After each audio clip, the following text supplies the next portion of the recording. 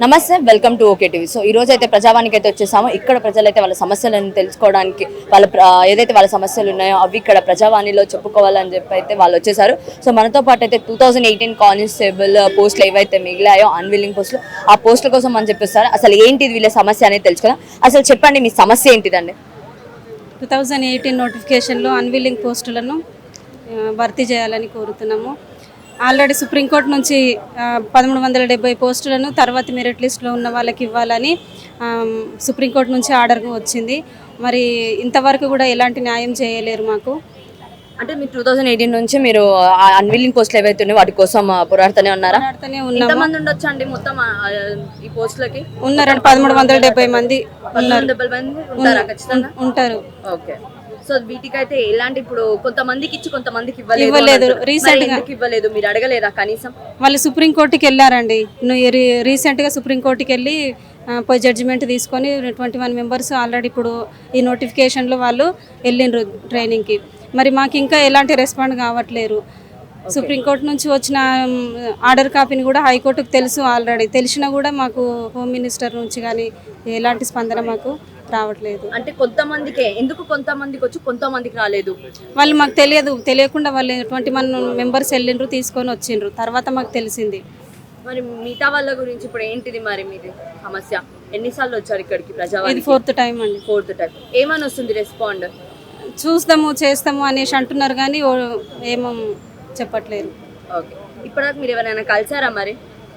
కలిసినాము. ఎవరిని కలిసారండి? చెన్నారెడ్డి సార్. చెన్నారెడ్డి ఏమన్నారు? చేస్తాము చూద్దాము అనేసి అంటున్నారు, ఇన్ఫార్మ్ చేస్తాము అనేసి అంటున్నారు కానీ ఎలాంటి ఇన్ఫార్మ్ పట్టించుకోవట్లేరు. అంటే మీరు బీఆర్ఎస్ ప్రభుత్వం ఉన్నప్పటి నుంచి తిరుగుతూనే ఉన్నాము. కొత్త ప్రభుత్వంలోనైనా మాకు న్యాయం చేస్తారు అనే ఆశతో మళ్ళీ ఇప్పుడు వస్తున్నాము. మరి మా మీద కరుణ చూపి సీఎం సార్ మాకు న్యాయం చేస్తారు. సివిల్ 1 మార్కుతో పోయింది.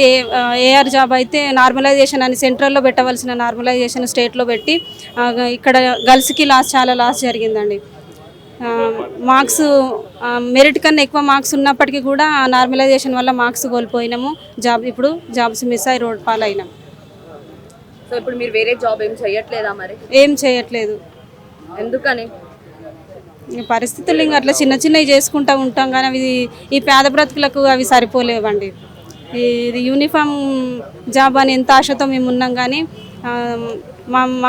మాకు వస్తాయి అనే ఆశతో ఇంకా కూడా 5 years అయినప్పుడు కూడా ఇంకా పోరాడుతూనే ఉన్నాము. మరి సార్ మా పైన స్పందించి ఈ వచ్చే జాబ్స్ మాకు తర్వాత మెరిట్ లిస్ట్లో ఉన్న మాకు ఇస్తారని కోరుతున్నాను. సో అన్న ఎక్కడి నుంచి వచ్చేసారండి మీరు? నేను నల్గొండ నుంచి వచ్చినా మేడం. నల్గొండ నుంచి వచ్చారు. అయితే అసలు ఎన్ని పోస్టులు మిగిలాయి? మొత్తం 1370 పోస్టులు మిగిలినాయి మేడం.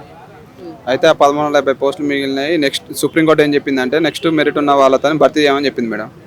అయితే మన పోలీస్ రిక్రూట్మెంట్ బోర్డు వాళ్ళు ఏం చేశారంటే ఎవరైతే అప్పుడు కోర్టుకు పోయారో 21 మంది, ఆ 21 మందికే ఇచ్చేసి ఇప్పుడు వాళ్ళని ట్రైనింగ్కి నోటిఫికేషన్ల ట్రైనింగ్ మొన్న కాంగ్రెస్ ప్రభుత్వం వచ్చినాకనే వాళ్ళని ట్రైనింగ్ పంపడం జరిగింది మేడం. అయితే ఆ జడ్జిమెంట్ ప్రకారం నెక్స్ట్ మెరిట్ ఉన్న మాకందరికీ 1370 మందికి ఆ మెరిట్ లిస్ట్ తీసి మాకు ఇవ్వాలి మేడం. అది మా ప్రధానమైన డిమాండ్ మేడం. అయితే ఎంత మంది ఉండొచ్చు నెక్స్ట్ మీలాగా? 1370 మంది ఉంటారు మేడం. 1370 మంది ఉంటారు. ఇప్పుడు 21 మంది వేరు. అయితే వాళ్ళు కోర్టుకు వెళ్ళారు కాబట్టి వాళ్ళకి ఇచ్చారు, లేకపోతే వాళ్ళకు కూడా ఇచ్చేటోళ్ళు కోర్టుకు వేరు కాబట్టి ఇచ్చారు మేడం. వాళ్ళకి కోర్టు పోకుంటే అసలు ఆ పోస్టులు అనేవి అట్నే హోల్డ్ ఉన్నాయి madam. Unwilling post madam. Unwilling పోస్టులు ఏంటంటే నెక్స్ట్ మెరిట్ ఉన్న వాళ్ళకి ఇవ్వాలి మేడం. నెక్స్ట్ నోటిఫికేషన్లో బ్యాక్ లాగా కలపడానికి ఛాన్స్ లేదు మేడం. అది అయితే అసలు ఫస్ట్ మీరు వేయలేదా మరి? మేము వేయలేదు మేడం. మేము వేయలేదు అంటే మాకు నిరుద్యోగుల గ్రామీణ ప్రాంతం మేడం. ఆ కోర్టులో వేయాలి అవగాహన లేదు మేడం మాకు. డీజీపీ ఆఫీస్లో మేము క్లారిఫికేషన్ కూడా పెట్టుకోవడం జరిగింది. క్లారిఫికేషన్ అడిగింది మీకు ఎన్ని మార్క్స్ వచ్చినాయి మీకు ఎట్లా అని. మేము క్లారిఫికేషన్ పెట్టుకోవడం జరిగింది. ఇది టీఎస్పీఎల్ఆర్బీ బోర్డు ఇచ్చిన క్లారిఫికేషన్. ఇది మీకు వచ్చిన మార్క్స్ ఇది అని మేము బోర్డును కూడా సంప్రదించడం జరిగింది. బోర్డుని ఇట్లా హైకోర్టు జడ్జిమెంట్ ఇచ్చినప్పుడు కూడా మేము ఒక లెటర్ ఇవ్వడం జరిగింది. తర్వాత సుప్రీంకోర్టు కూడా కింది కోర్టు ఏదైతే ఇచ్చిందో సుప్రీంకోర్టు కూడా అదే ఆర్డర్ ఇవ్వడం జరిగింది. అదే ఆర్డర్ ఇచ్చి వీళ్ళని నిరుద్యోగులని ఎన్నైతే అన్విల్లింగ్ పోస్టులు ఉన్నాయో అంతమందిని ఇచ్చి నిరుద్యోగ సమస్యను తీర్చామని చెప్పేసి స్పష్టంగా చెప్పడం జరిగింది. గత ప్రభుత్వం ఏ మాటికి పట్టించుకోలేదు, ఈ ప్రభుత్వం అన్న పట్టించుకుంటుందని చెప్పి ఈ మీడియా ముఖంగా మేము వేడుకోవడం జరుగుతుంది. సో మీరు ప్రజావానికి 4th టైం అంటున్నారు, మరి ఖచ్చితంగా మీకు న్యాయం జరుగుతుందని మీరు అనుకుంటున్నారా? మేము 100% న్యాయం జరుగుతూనే వస్తున్నాము. అంటే ఇంతకు ముందు 3 టైమ్స్ మీరు వచ్చారు, స్టిల్ ఇప్పటికీ మీకు ఒక న్యాయం ఆ రోజు జరగలేదు, మాకు పట్టట్లేదు. అందుకని మా ఈ పోలీస్ బోర్డు సెక్షన్ సంబంధించిన మేడము అది తీసుకొని ఓఎస్డి మేడాన్ని కల్పించడం జరిగింది.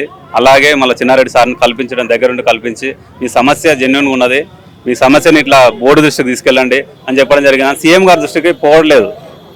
పోతే మాకు అందరికీ ఇప్పుడు ట్రైనింగ్లు ఉన్నారు, మాకు ట్రైనింగ్ పీరియడ్ అయిపోయి ముందుకే మాకు ఇచ్చే అపార్ట్మెంట్లు ఇస్తే మేము కూడా మాకు అందరికీ కుటుంబాలు వెలుగులోకి వచ్చి న్యాయం చేస్తారని వేడుకోవడం జరుగుతుంది.